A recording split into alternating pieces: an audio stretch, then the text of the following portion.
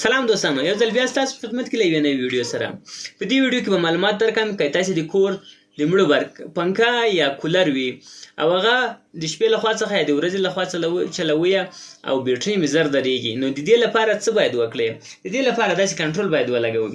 دا کنټرول وطني راغلی دی او دا کنټرول چینایي راغلی دی.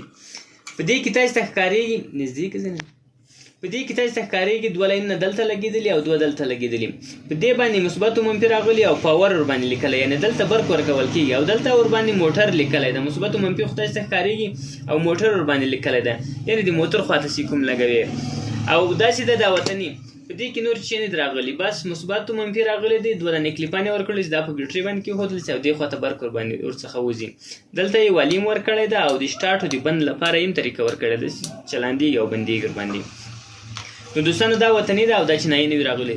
دا په بازار کې هر ځای پیدا کېږي. د دې په باره کې اوس معلومات درکوم، د دې استعمال څه ګټه لري او څه رقم ته کېږي. دوستانو د موږ دا یو پنکه لګېدلی ده او دا پنکه مصرف تقریبا تر 100 تر 400 واټه پورې کوي او موږ سره یوه دانه پاور سپلای ده چې تر 2 امپیره کار کوي. 2 امپیره تقریبا تر 400 واټه پورې کار کوي.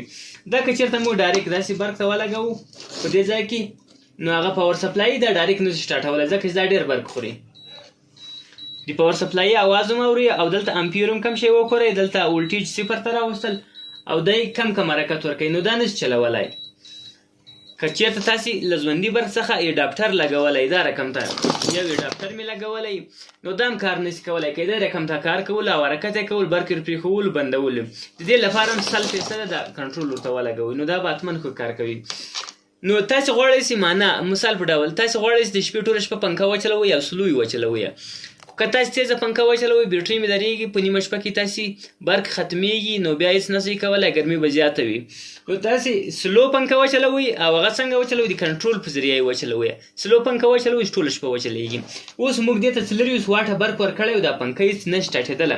اوس راځئ له دې لارې چا چلاندوو، د کنټرول له لارې څنګه کېږي؟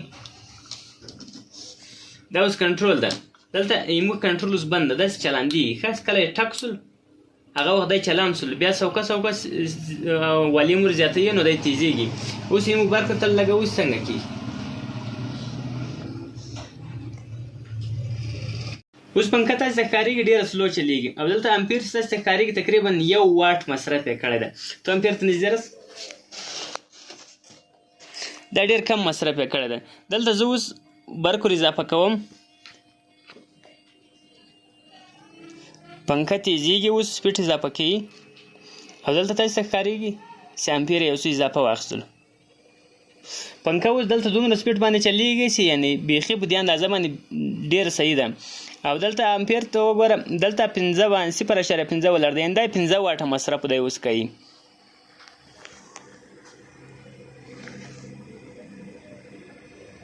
یعنې دی اوس 15 واټه مصرف کوي او پنکې ته ګوره، پنکه ډېره په سپیډ باندې اوس چلېږي. ښه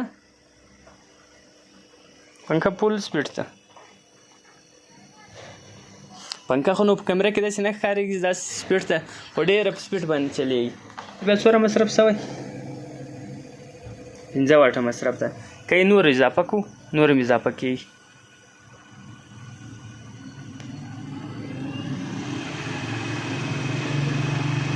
اوس څونه واټ مصرفېږي؟ اوس 1 امپیر مصرفېږي، یعنې 12 واټه مصرف اوس کېږي. ښه دا وګوره،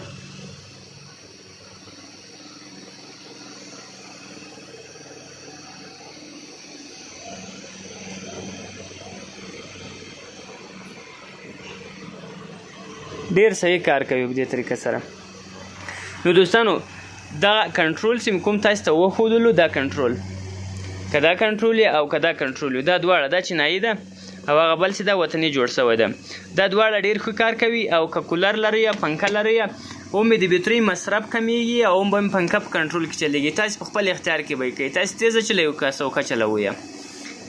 نو دوستانو که ویډیو خوښه شوې چینل سبسکرایب کړئ، ویډیو لایک کړئ، ښایسته کمنټ ورته ورکړئ. الله مو مل شه.